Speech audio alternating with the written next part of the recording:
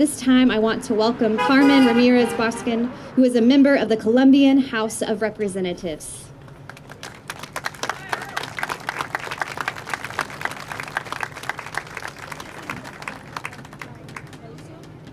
No creo.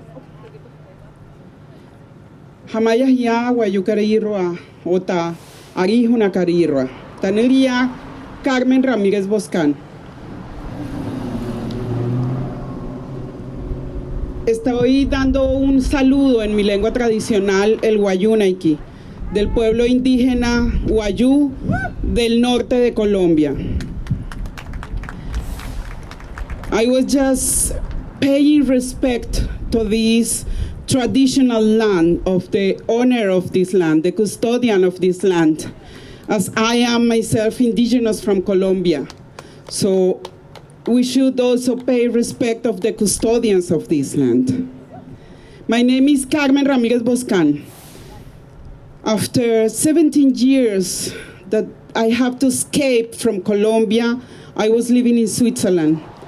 I had to escape because of political persecution, because we were defending our territory in the northernmost point in Colombia, where the biggest coal mine is located. It means the biggest coal mine. Oh, beautiful bag. This is from my community. And I had to run away of my country, from my community. And I had to learn English. And then in Switzerland, I had to learn German.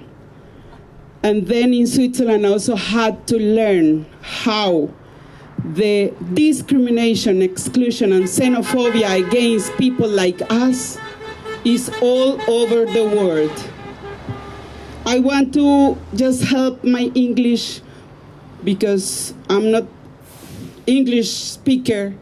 So I want to highlight some information that I have been written about what is happening with people like us that have been taken in places like that. And we are definitely not agree with what is happening with this criminalization of migration and with this terror against people that apparently look different, apparently look like terrorists, apparently look like we are going to keep everything from this country, but we also contribute with love, with culture, with hard work to this society.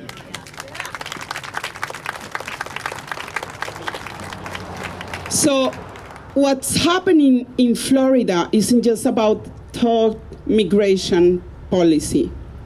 It's a control model built on punishment, expanded cooperation with federal authorities, and the use of detention as the main tool to manage migration.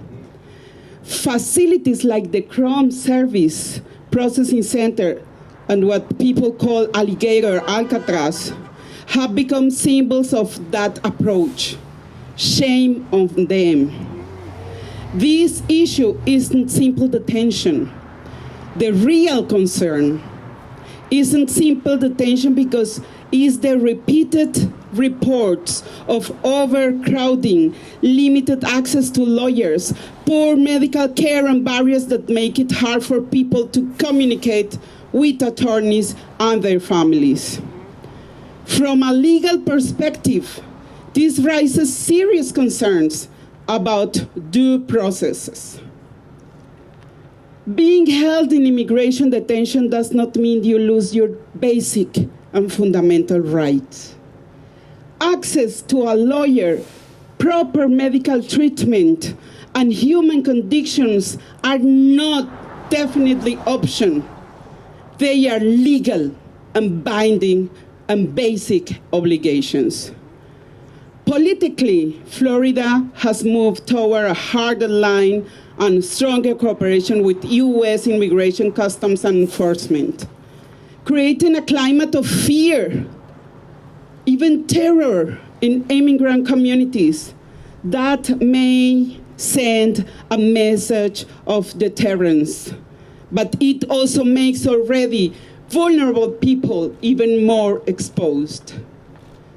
Because of what we are witnessing here, I have formally asked the government of Colombia to declare a state of emergency to address what we clearly see as humanitarian crisis affecting all Colombians living in this country.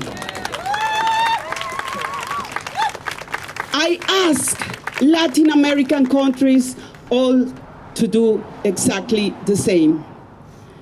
They might stay united. When institutional capacity is overwhelmed, extraordinary measures must be considered to protect our citizens.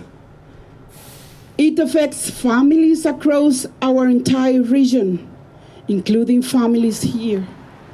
Also, I pay respect to the people that have been killed, US national citizens that were persecuted to do exactly the same as you are doing. And I have a deep, deep thanks to you for what you are doing right now. Thank you. Thank you from my deep of my heart, from the bottom of my entire ancestrality.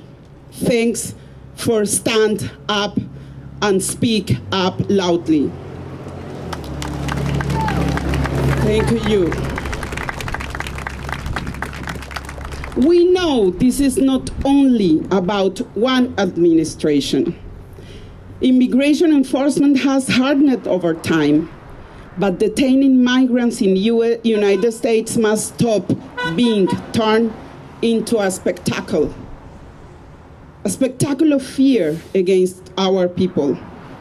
It must become a system rooted in respect for human rights and due process, and humanity and life itself.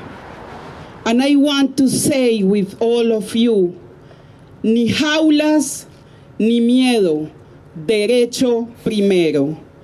No cages, no fear. Rights come first. Thank you very much.